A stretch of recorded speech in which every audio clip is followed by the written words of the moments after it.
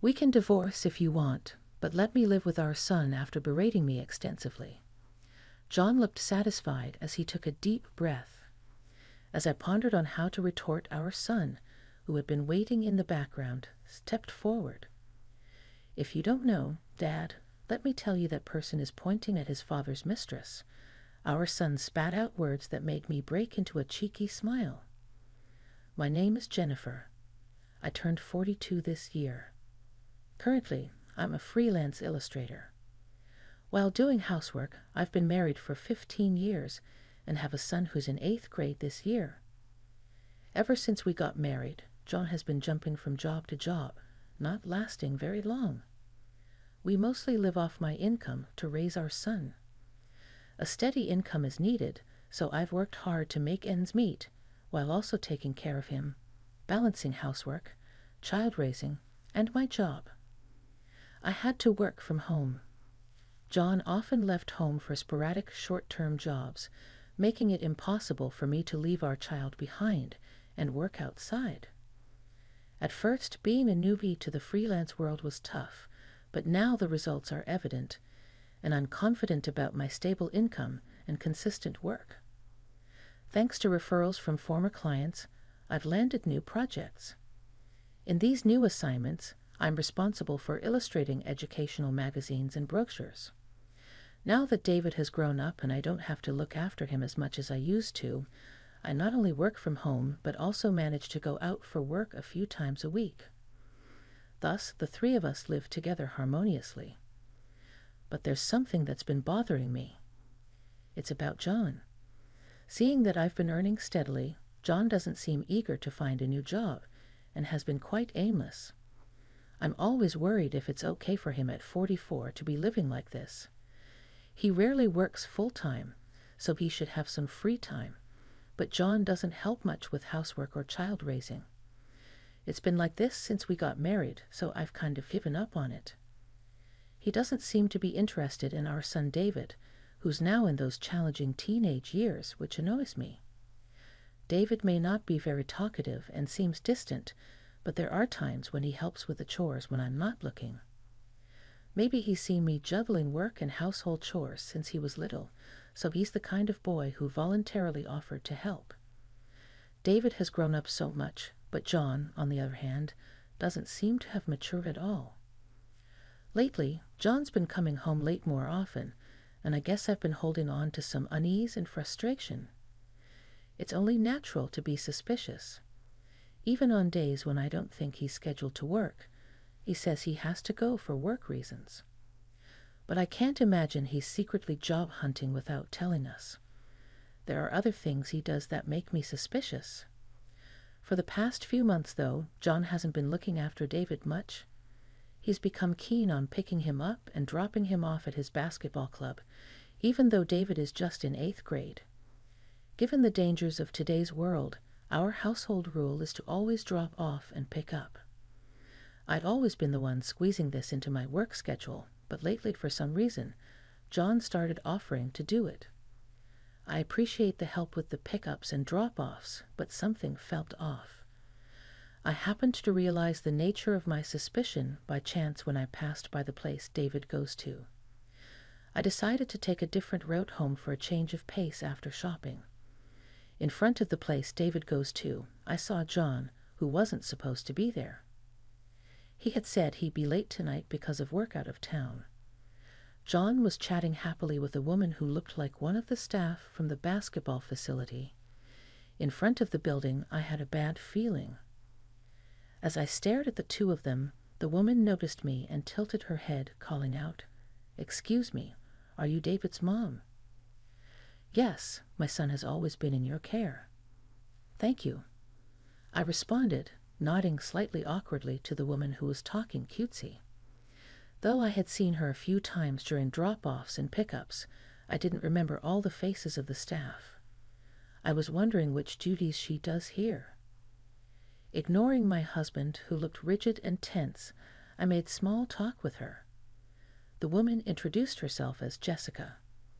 Isn't it usual to introduce herself with not only a name but also what she's in charge of? In such situations, noticing my puzzled expression, my husband seemed to hurry to end their conversation. On the way home, we didn't speak, and it felt like he was purposely avoiding me. Even though he seemed to enjoy talking to Jessica so much, while walking beside me, he was deliberately looking down, avoiding eye contact. I could tell something was up. His late returns recently and his eagerness to do the drop-offs and pickups, combined with his strange behavior after being spotted, made me believe that woman, Jessica, had something to do with it. Is he having an affair with that slightly younger woman? Somewhere in my heart, I knew I had sensed the change ever since he started doing the drop-offs and pickups. He had become noticeably distant from me. That day when our son returned from the basketball club, I casually inquired about his father's behavior. However, the only response I got from him was a curt, "I don't know." It seemed my son was pretty darn annoyed about his dad wanting to drive him to and from the facility every day. Chasing after our reluctant son and forcing him to go there just didn't seem right. I've started to cast suspicious glances at him for some time now, and those suspicions were going to be proven right soon enough. I was just passing by, so I thought I'd drop in. "David, how are you feeling?" "Thank you for coming all this way," Jessica said. "Now, please have some coffee." Jessica, whom I had not suspected of being my husband's mistress, began to find excuses to visit our home more and more. She would mention our son now and then, but that was clearly just a pretext. She always appeared during the hours my husband was home, not me or my son. Watching the two of them conversing cheerfully in the living room, I was sure of John's infidelity. A month after, I began to notice something odd about my husband's behavior. He started coming home later and later, sometimes leaving the house for a few days at a time. I'd suddenly ask him what he was up to, as he had stealthily come home late the night before. When I pointed out that his body that had sunk into the sofa quivered jokingly, I was like, "At least spare me the cheating," and laughed it off. But John suddenly stood up and glared at me. "You just stick to your work. I'm taking care of David, so don't pry into it unnecessarily," he said. Whether it was the way I asked or something else. He seemed irritated, and he left the living room with a sigh. I was furious to be told as if he was doing everything when he had left all the housework and David to me. "What's the matter, Mom?" David, who had been watching our petty quarrels and squabbles, unusually spoke up. "Oh, it's nothing." "What about you, David? Why are you up at this hour?" Coming out of his room, David stared at me intently before slowly opening his mouth hesitantly. He told me about the female staff who we thought might be his father's mistress. According to David, Jessica would cling to him a lot at the facility. David, who found it utterly annoying, would ignore her, but he was frustrated that she would come to our house. I disliked it as well, so it was obvious that my son would be annoyed by someone from his basketball club imposing on our home. I was relieved to know that I was not the only one who disliked it, but the problem was far from solved. When I returned home from a client meeting, I could hear joyful conversation from the living room. It was the voices of John and Jessica. David was probably holed up in his room, as there was no sign of him joining the conversation. When I opened the door to the living room, both of them turned their eyes to me. John, as usual, looked uncomfortable, but Jessica smiled at me with complete confidence. "Welcome back, David's mom." I ran into John, so he invited me in. Somewhere along the line, Jessica had started addressing my husband by his name, and I had a deep-seated unease about it. "Oh, we meet often, don't we? Isn't it a busy time for you at work?" I asked with a hint of sarcasm. "It's just that this house feels so cozy. It looks like you don't clean it thoroughly, like it has a homely feel. You know what I mean?" Jessica, suddenly pointing out the deficiencies in my housekeeping, had a sly grin on her face. "I'm sorry for the messy house. She's always been bad at housework." I wish she'd step up a bit more since she's always at home." My husband didn't rebut, but instead seemed to side with Jessica, chuckling along. "Even though I work from home, I am somewhat self-conscious about not keeping up with housework, but if he'd be more proactive in helping with chores and child care, it wouldn't be an issue." I couldn't understand why I was the only one being mocked and ridiculed. Unable to bear the tension in the room, I hastily left the living room for the bedroom, still holding my stuff. I was so frustrated, sad, and embarrassed. I feared that Jessica might eventually take over my place in the family. If she weren't associated with the basketball team my son goes to, I might have snapped back, but I worried about the repercussions for my son. Even after that, my husband and Jessica continued their dates, flaunting their relationship in front of me, who couldn't say a word. I'd hear from others that they often met outside under the pretense of discussing my son's education. I decided to gather evidence during my husband's absences, and lo and behold, I found loads of evidence of his infidelity, even though he always claimed we couldn't afford gifts for birthdays or our anniversary. I found receipts from motels, fancy restaurants, and high-end brand watches and jewelry in his coat pocket. I even found receipts from places he told me we couldn't afford to go. It hurt to think he'd go with his mistress, but not his wife. Still, I kept my composure and continued collecting evidence of his affairs. The thought of divorce crossed my mind, but I wanted to hang in there at least until David graduated from high school. However, I vowed to gather as much evidence as possible so that if the time comes, I'd be in a favorable position. I wondered where all the money he was spending on his mistress came from. Even if he put in all of his salary, it would be hard to keep up this charade. As I wandered around the house deep in thought, I suddenly remembered something and went pale. In our house, there's an account where we've been saving up for my son's college fund. I had this overwhelming bad feeling, and cold sweat ran down my back. I quickly checked the transactions of that account. What was recorded in the account was evidence of substantial amounts being withdrawn several times over the past few months. I had created this savings account specifically to secure my son's education funds. I hadn't checked it in a while and was shocked to find that the balance had decreased significantly. The money he spent on his affair came from the savings I had put aside for our son. I didn't even care who he was having an affair with anymore. What I couldn't forgive was the fact that he was using the money saved for our child's future for his own selfish needs. His betrayal against me as his wife paled in comparison to the betrayal against our own son.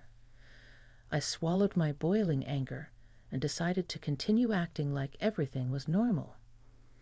I didn't want our son, who's at such an impressionable age, to catch on. I chose to keep all the problems and worries to myself, trying not to burden our son who has been studying so hard. But the stress took a toll on me, and I started making small mistakes in my household chores and at work. Even Mrs. Smith, a client I had known for years, noticed my worn-out state. "Jennifer, you seem off lately.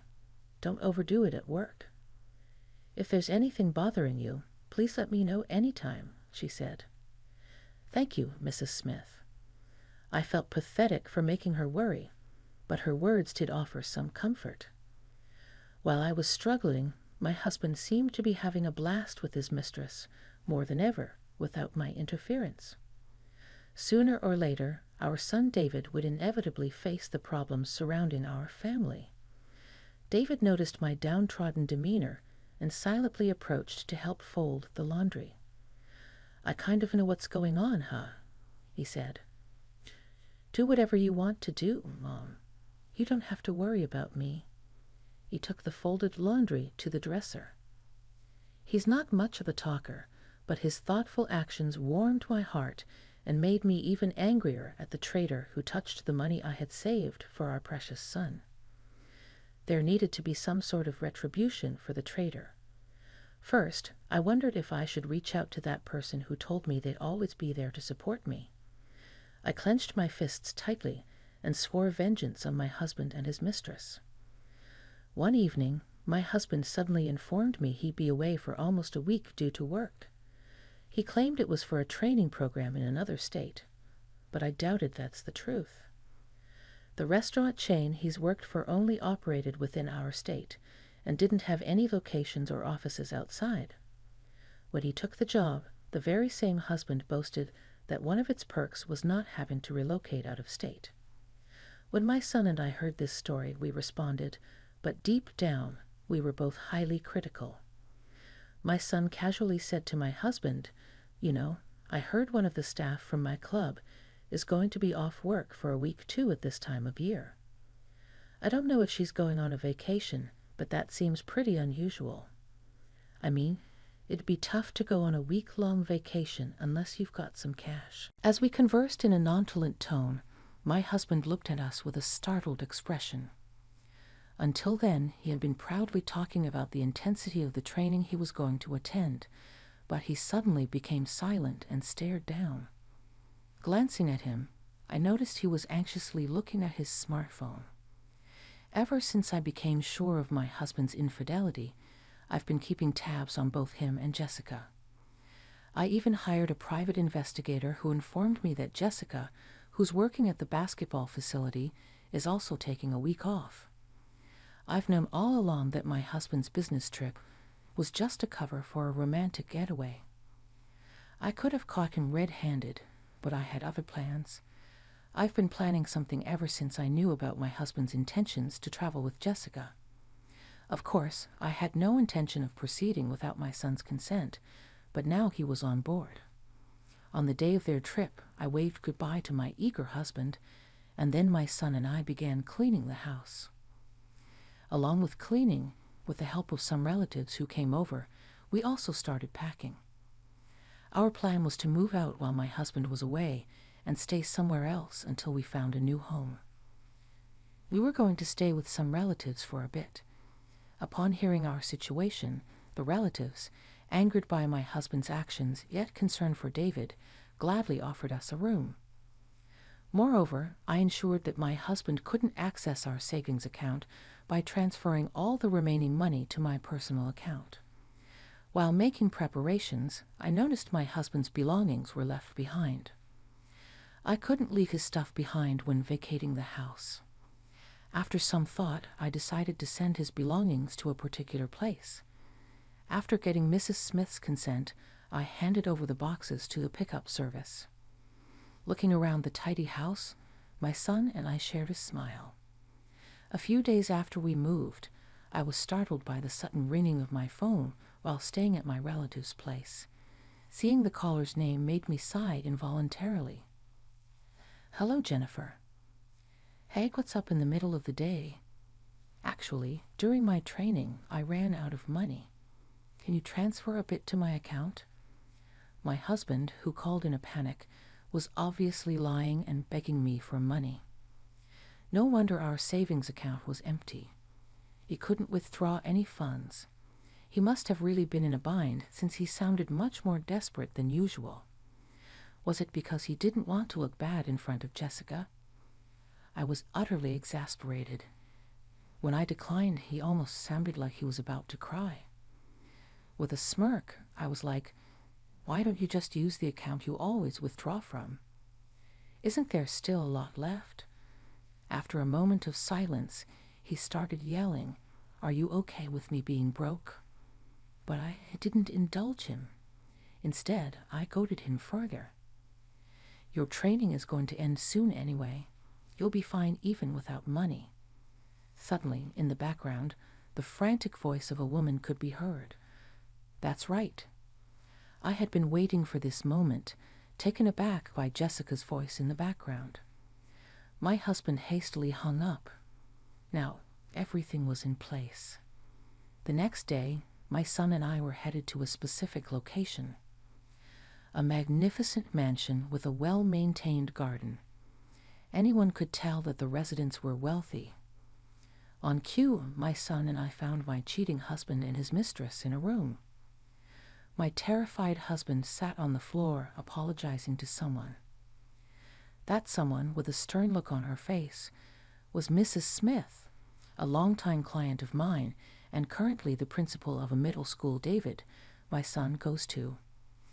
Mrs. Smith and I have built a close relationship over the years. We trust each other with our personal troubles. I'm really sorry for my husband's trouble. I should be the one apologizing because of my good-for-nothing daughter, I said. All this happened because of Jessica, who was on a trip with my husband. She was grilled by her parents for a package she received at home and had no choice but to return home immediately. Naturally, she told my husband, John, to come with her. Upon hearing Mrs. Smith's words, my husband started to shake in fear.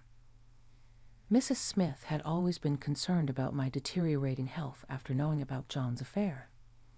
When I finally confided in her about the affair, and she found out that the mistress was her daughter, she was utterly devastated. But Mrs. Smith wanted to make amends for her daughter's actions and had been cooperating with me ever since. She deeply apologized to me, pointing at the piles of boxes. She sternly reprimanded her daughter. You should be ashamed of yourself for always wanting what isn't yours. Your father and sisters were dumbfounded when they saw these packages yesterday. But Jessica said, Mom, it's a misunderstanding. And who would send so many packages to our house? Isn't this woman out of her mind? John remained silent.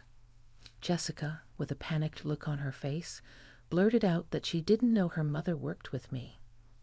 Jessica never wanted her strict mother to know about her affair with a married man. Mrs. Smith, being an educator, possesses a strict moral code and won't tolerate dishonest behavior. She probably wouldn't ever forgive her daughter's actions. However, I couldn't muster a shred of sympathy for Jessica. I'm going to insist on an apology from you. I'll make sure my daughter pays for her sin, even if it takes her whole life. I'll ensure she fulfills her responsibility, Mrs. Smith said sternly.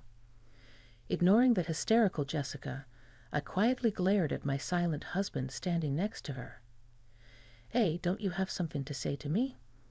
I sent a sharp glance alongside David. For some reason, he started berating me. Jessica is a wonderful person. She thinks about the children way more than you ever did. Jessica is domestic and doesn't act all high and mighty, even though she earns more than me. You're a failure as a wife. Really, we can divorce if you want, but let me live with our son. I plan on raising him with Jessica, my husband said. After vehemently berating me, my husband took a satisfying breath. While I was thinking of a retort, David, who had been standing behind me, stepped forward. She's not a regular staff there, just an internship at the club. And don't you ever try to get all chummy with me again, always flirting with men. It's disgusting, David said. Just as my son said, Jessica hadn't been officially hired there. My husband always believed she was passionate and experienced in the industry involving students' education or activities, which was just laughable. Well, it seemed they both had their secrets. Looking at the stunned Jessica, I decided to give her a piece of advice before I go. Did you know that I pay for the rent, the living expenses, and even David's tuition fees? This man, John, has been working odd jobs for years. You think he's okay? Jessica tried to interject, but it was already too late. Jessica was so shocked by the revelation that she collapsed on the spot, motionless. From what I could tell, John had been acting as if he had plenty of money to spare. He must have been hiding the fact that I was the breadwinner of the family to save face in Jessica's eyes. I seemed like a lazy bum who neither worked nor took care of household chores properly. Mrs. Smith was left devastated, facing the harsh reality presented to her by my husband and Jessica. After David and I happily came home, it seems John was kicked out of Mrs. Smith's house, looking defeated with Jessica and a load of stuff. Months have flown by since the move. On Mrs. Smith's advice, I decided to leave my divorce process to a competent lawyer. Thanks to having a professional handle things, all the complicated procedures went smoothly, and I've been relieved. I heard that the savings I had set aside for David's education could also be added to the claim as child support. As for Jessica, rumors spread quickly at the basketball club about her having an affair with a student's parent, and she seems to have been kicked out, losing her job. Jessica sought help from her parents, but Mrs. Smith didn't seem willing to help. Cut off from all support from her family, I heard she's now lost and confused. Jessica, despising a man without money, spat out words of disdain and abandoned John. John, who has no stable income, keeps trying to reconcile in every way possible, but neither David nor I are going to agree. Mrs. Smith feels terribly guilty for her daughter ruining a family. I held the downcast principal's hand and said, "Let's keep working together." I'm really grateful for the principal, thanks to whom I found a new job. Work has been going smoothly, and life with just David and me is filled with hope. Mom, the job you do is really amazing. You're the mom I'm proud of, David said, smiling joyfully, touched by David's casual words. I, who was working on my laptop, discreetly wiped a tear from my eye. I want to keep pursuing my career as an illustrator, but above all, I want to work even harder for my precious David.